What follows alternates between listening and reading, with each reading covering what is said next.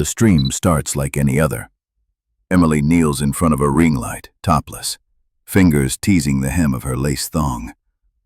Her black lipstick glistens as she bites her lip and murmurs, "You've all been so patient. Let's get darker tonight." She leans forward, revealing more of herself to the camera, her breath slow, deliberate. Then she giggles, but there's a tension behind her eyes, like she's trying to distract herself from something just off screen. The chat goes wild. One user stands out, @BloodSaint33. He doesn't send emojis or thirst, just one line. "Would you bleed for them?" Then a $10,000 tip. Emily wasn't always like this. Just a year ago, she was working as a bartender, barely scraping rent in her shoebox LA apartment. Onlyfans was supposed to be a temporary thing, pay off the debt, disappear into art school. But she got addicted. Not to the money, but to the eyes, the attention, the feeling that someone was always watching. When @BloodSaint33 offered money for a satanic role play, it felt harmless.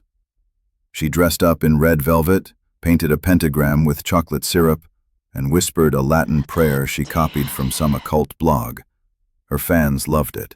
So did he. "Now do it for real," he messaged. "I'll send you the real right." She did it. First for $25K. Then again. She carved the sigils into wax, chanted by candlelight. Drank something dark and bitter from a chalice she bought on Etsy. It tasted metallic. Off. The next day, her reflection blinked, a second too late. Emily began streaming in total darkness. She'd light one red candle and chant until she collapsed. Her regulars started leaving. She didn't care. She barely slept. Her eyes grew hollow, her skin pale. Then her nose started bleeding during a stream, and she smiled, smeared it across her lips and whispered, "He's watching. He's inside." She stopped filming for days. When she returned, she was gaunt. Her once perfect teeth were cracked. She was crying, begging someone to take it back. Then she laughed, a low, guttural laugh that didn't sound like her. The next stream ended with her stabbing her thigh and whispering, "Pain makes the door open wider." She was committed days later after her neighbor found her naked in the hallway, covered in blood and smiling at the ceiling. Inside the psych ward, she was mute for weeks, until one nurse, exhausted, religious, left a Bible at her bedside, muttering, "If he's real, he better save you." That night, the whispers grew louder. The room grew colder. Something invisible pressed against her chest. She reached for the Bible, trembling. "If you're real," she said, "show me something." The air lifted, the warmth returned, and she sobbed. She's clean now, baptized, telling her story on YouTube under her real name. But sometimes she still gets tip notifications. She never opens them. Kira leans into her webcam, lips parted, fingers tracing down between her bare breasts. "You want to see more?" she whispers. "Then tell me my name." She smiles. A little game for her top-tier fans. The chat freezes. Then one username types, "Your name is Kiristine, born August 14, 1998, 2:17 a.m. You weighed 7 pounds 9 ounces. She jolts. That wasn't public info. No one knew that. Not even her mother remembered the time. Then a message, "Show me your bones," and a $40,000 tip. Kira was the face of e-girl horror kinks. Her aesthetic was razor-sharp, bleeding eyes, stitched lips, makeup like bruises. She was a character, she thought, a controlled fantasy. But her fans weren't playing anymore, kept sending her exact coordinates, moments before she even moved. He sent pictures of her sleeping that she didn't remember taking. "Who are you?" she typed. "I made you," he replied. "You just haven't shed your skin yet."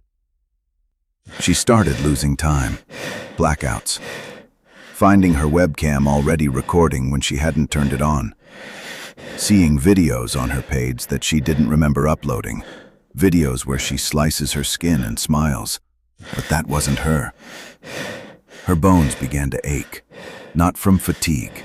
They were shifting, changing shape. Her fingers stretched unnaturally. Her ribs showed through her skin. Fans started noticing. They thought it was makeup. It wasn't.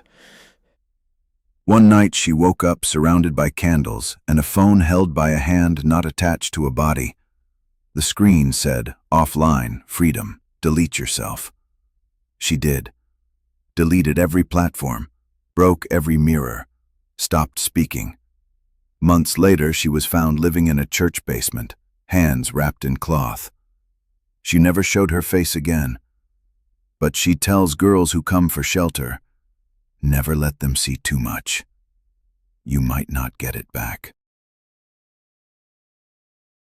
Elena sets up her camera in the middle of the forest, completely nude except for a flower crown. "My fans wanted something wild tonight," she whispers. "So I'm going primal. No makeup, no filter, just me." She spreads a soft animal pelt beneath her and lays back as the camera zooms in. Then, from the trees, a low chanting begins. She freezes. Okay, that wasn't planned. Elena had come to the woods for a weekend Onlyfans nature retreat. She thought it was a joke idea, a cash grab. One fan even offered to sponsor it with a GPS location and a massive tip. But she never found the other models. Just a wooden cabin. Inside, symbols, robes, a note. "They've been watching you. They want to meet you. No masks required." She started filming everything, hoping to turn it into content. But her followers vanished. She was streaming to 0 viewers. Except one. Green Eye God. "Keep going, we're almost ready." She kept doing it, filming herself bathing in mud, dancing around fires, screaming into the trees. Something about it felt freeing. She stopped eating normal food, started drinking from the river, wearing animal bones.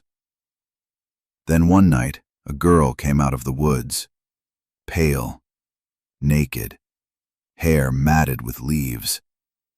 "I used to be like you. They love purity, but they love obedience more." Elena was brought to a stone circle. They gave her a dagger, told her to offer her tongue. She didn't. She offered her camera. She turned it around and showed the world their faces. The cult screamed. The video glitched. The footage ended. A hiker found her weeks later, wandering, eyes gouged, lips sewn shut. She doesn't speak, but every full moon, her old page activates for exactly 13 minutes. A live stream from deep in the woods.